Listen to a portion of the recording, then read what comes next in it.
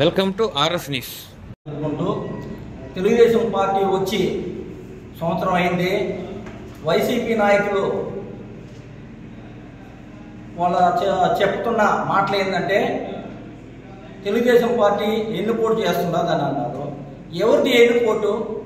30 సంవత్సరాలు రాజశేఖర రెడ్డి కాంగ్రెస్లో ఉండి పార్టీ మీద తండ్రిని అడ్డం పెట్టుకుని లక్షల కోట్లు సంపాదించి ఆ పార్టీని మీ తండ్రి చనిపోయిన తర్వాత కాంగ్రెస్ పార్టీని ఎన్నుపోటుని పొడిచినోడివి నువ్వు. నీది ఎన్నుపోటు. ఆ పార్టీలో 1,00,000 కోట్లు సంపాదించి 32 కంపెనీలు పెట్టుకొని 84,000 ఎకరాలు దోసేసి నీ కంపెనీలకి వాడివి నువ్వు. బాబాయిని అడ్డం పెట్టుకొని 2019-24లో బాబాయిని అడ్డం పెట్టుకొని ఆయన ఎన్నుపోటు పొడిచి తెలుగుదేశం పార్టీ వాళ్ళు చేశారని ప్రచారం చేయించి ఎన్నుపోటు పొడిచినోడు నువ్వు. తర్వాత మీ అమ్మకి ఎన్నుపోటు పొడిచి అధ్యక్ష పదవి తీసి ఆ అధ్యక్ష పదవిని నువ్వు దోసేసి ఆమెకి ఎన్నుపోటు పొడిచి నువ్వు. కన్న తల్లిని అట్ట చేసావు. రక్త సంబంధం చెల్లిని ఆమెకి ఎన్నుపోటు పొడిచి ఆమెని తెలంగాణకు పంపించి ఆమెకి మొట్టమొదట 3,000 రూపాయల పెన్షన్ 4,000 చేశాడు. దీపం పథకం మీద 1,00,000 కోటి మందికి గ్యాస్ ఇస్తున్నారు.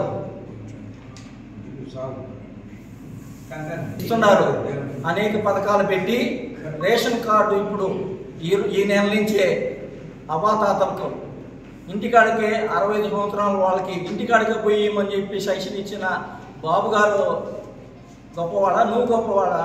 నువ్వు ఏమాత్రం రాజకీయానికి పనికిరావు. నువ్వు దొంగ వ్యాపారాలు చేసి దొంగ వ్యాపారాలతో వచ్చిన నాయకుడు తప్ప రాజకీయానికి శూన్యము. నీ దగ్గర ఒక వ్యాపారానికి మాత్రం వస్తావు. ఆ వ్యాపారం కూడా దొంగ వ్యాపారాలు తప్ప మంచి వ్యాపారాలు కాదు. నువ్వు రాజకీయానికి అనర్హుడివి. నీ వల్ల గత 5 సంవత్సరాలు రాష్ట్రం అధోగతి అయింది. నువ్వు ఇంకన్నా రాకుండా మాట్లాడకుండా ఉంటే మంచిది. జై తెలుగుదేశం. ఈరోజు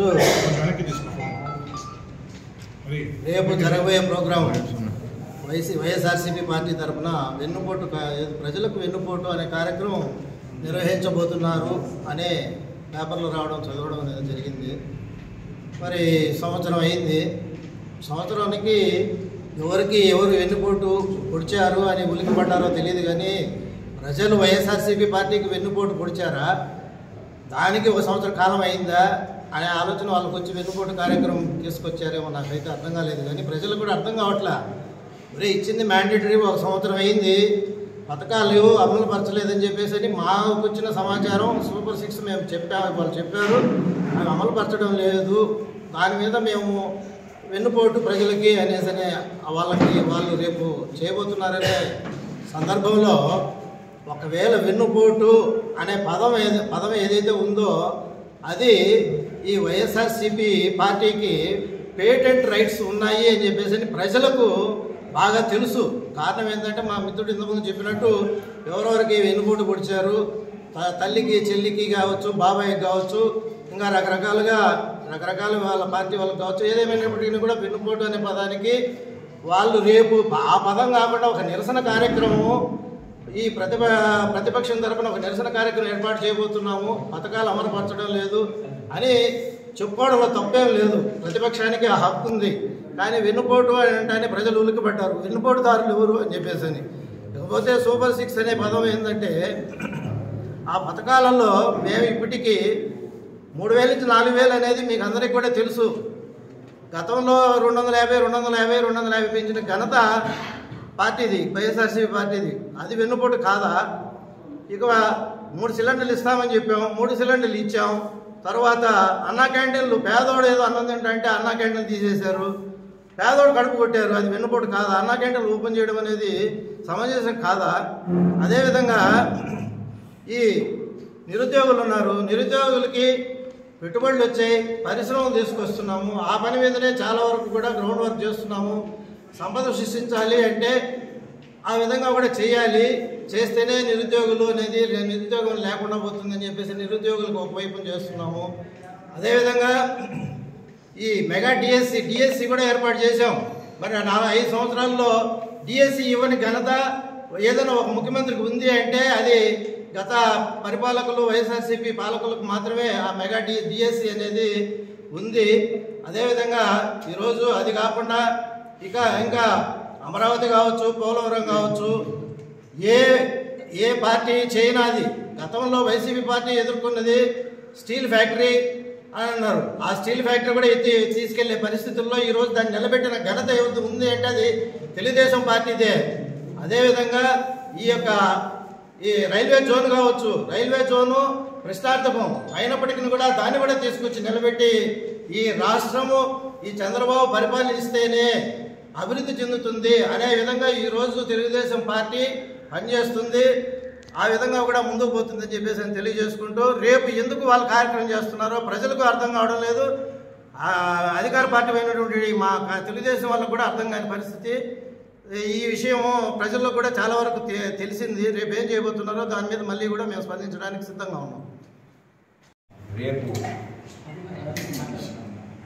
వెన్నుపోటు దినోత్సవంగా వైఎస్ఆర్సీపీ పార్టీ ప్రకటించడం, అందులో భాగంగానే ఈరోజు వాళ్ళంతా కూడా ఏ రకంగా సమీకరించాలనే దీని ద్వారా ప్రెస్ మీట్ పెట్టి ప్రజల్లోకి ఏ రకంగా తప్పుదోవ పట్టియాలి అనే నినాదంతో ఇక్కడ ఉన్న ఇన్ఛార్జి ఈరోజు మీకు అందరికి కూడా చెప్పడం జరిగింది. ఏ రకంగా ప్రజల్లోకి పోవాలి, వెన్నుపోటుకి పేటెంట్ హక్కులు తెలుగుదేశం పార్టీ అని చెప్పి ఆయన చెప్పడం హాస్యాస్పదంగా ఉంది. ఎందుకంటే గతంలో వైఎస్ఆర్సీపీ తరఫున గెలిచినటువంటి ఆనంద్ రామనారాయణ గారిని పక్కన పెట్టి వెన్నుపోటు ద్వారా ఈయన ఇన్ఛార్జ్ తీసుకొని దాదాపు 1.5 సంవత్సరం వెంకటగిరిని పాలించాడు. అప్పుడు వెంకటగిరికి మీరు చేసిన కార్యక్రమాలు ఏంటి? అది వెన్నుపోటు కాదా? మీ పార్టీ అసలు ఎమ్మెల్యేని పక్కన పెట్టి మీకు ఇన్ఛార్జ్ ఇవ్వటం. అదే రకంగా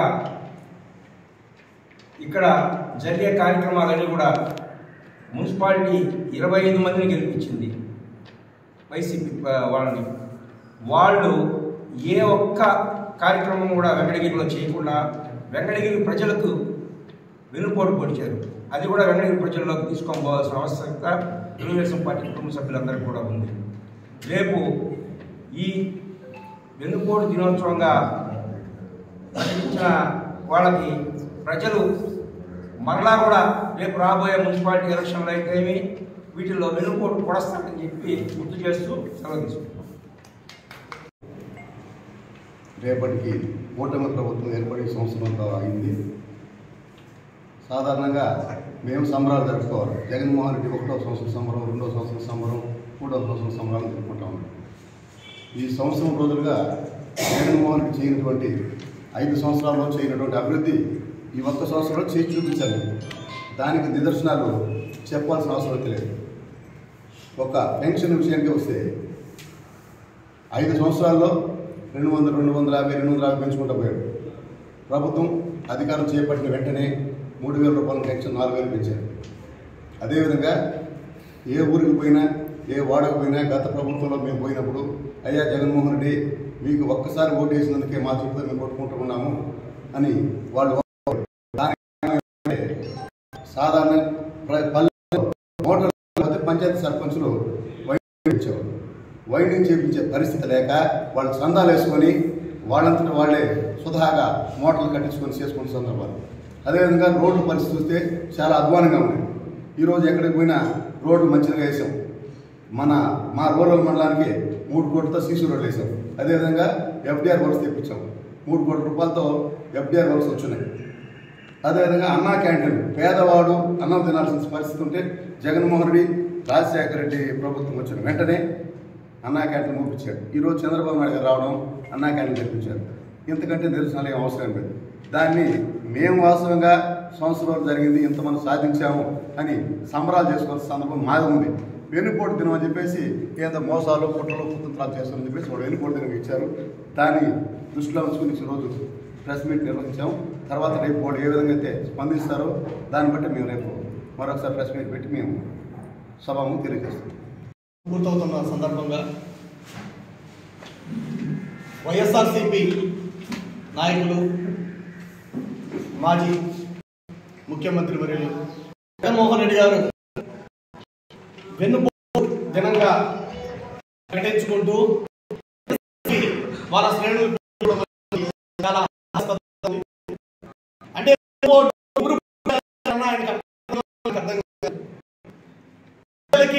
కూటమి అనేది ప్రజలందరూ కూడా గమనిస్తున్నారు.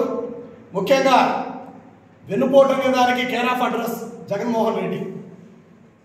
ఎవరి పార్టీలో లాక్కొని కలిపి రేపు వైసీపీ ప్రభుత్వం చేపట్టాల్సిన వెన్నుపోటు దినానికి నిరసనగా ఈరోజు వైసీపీ నాయకులకు చెప్పాల్సిన అవసరం మాకు లేదు.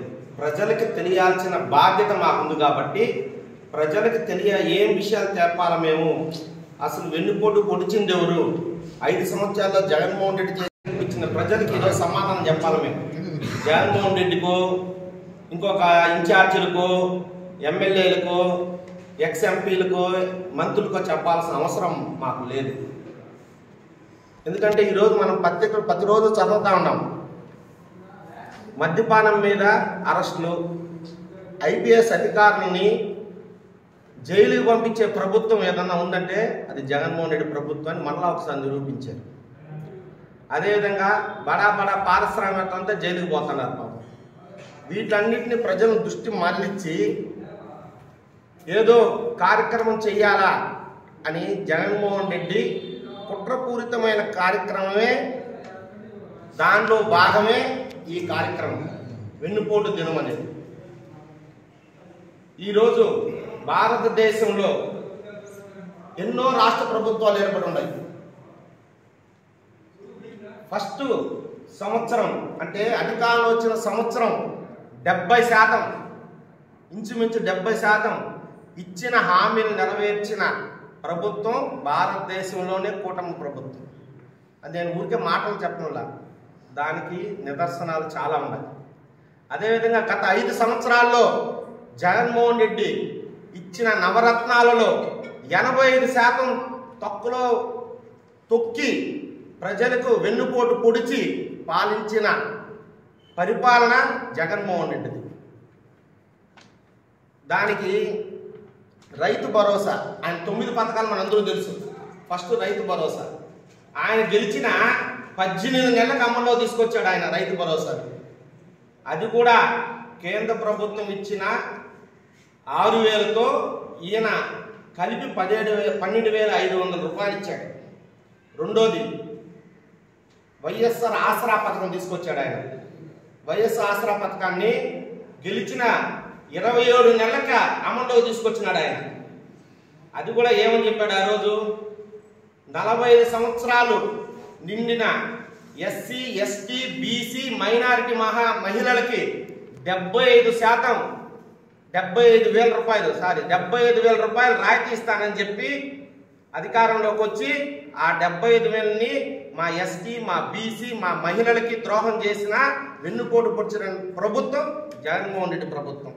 అదే పెన్షన్ల ప్రభుత్వం, పెన్షన్ల విధానం, నవరత్నంలో పెన్షన్ విధానం, అవ్వాతాతల ఇవ్వవలసిన పెన్షన్లో కూడా మోసం చేసిన ప్రభుత్వం జగన్మోహన్ రెడ్డి ప్రభుత్వం. అది మా నాయకులు అందరూ చెప్పినారు.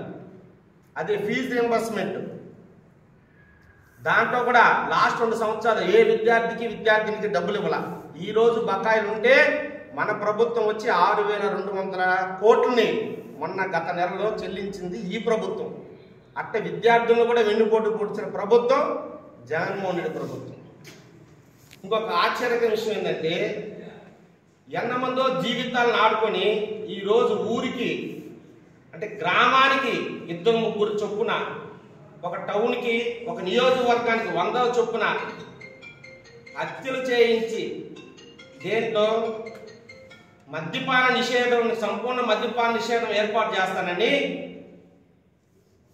మద్యపానంని ఏ విధంగా దొంగ మద్యపానం ఇచ్చాడు ప్రజలకి, ఏ విధంగా డైరెక్ట్ స్పిరిట్ కలిపి మందు అమ్మిన ప్రభుత్వం భారతదేశంలో మన జగన్మోహన్ రెడ్డి ప్రభుత్వమే. ఈరోజు కేసులని ఐఏఎస్ ఐపీఎస్ అంతా జైలుకి పోతారు. అట్ట కొన్ని 100 మందిని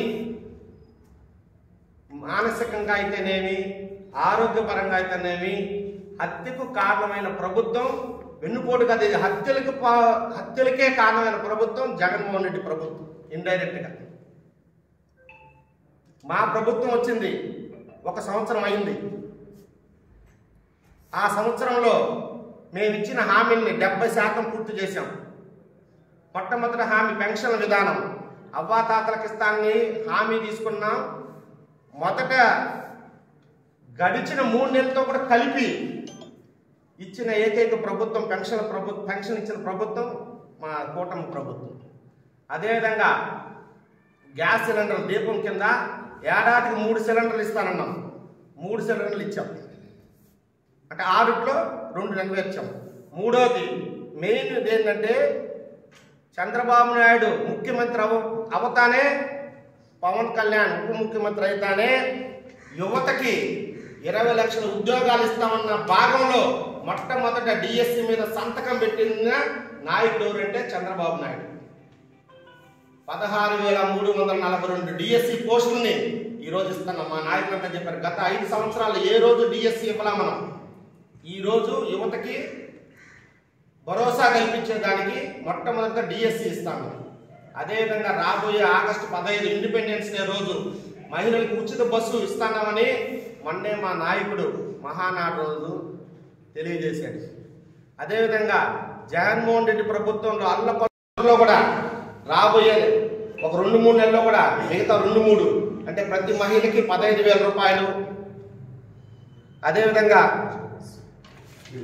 వ్యూవర్స్కి సంబంధించిన ఆర్డర్స్, అదేవిధంగా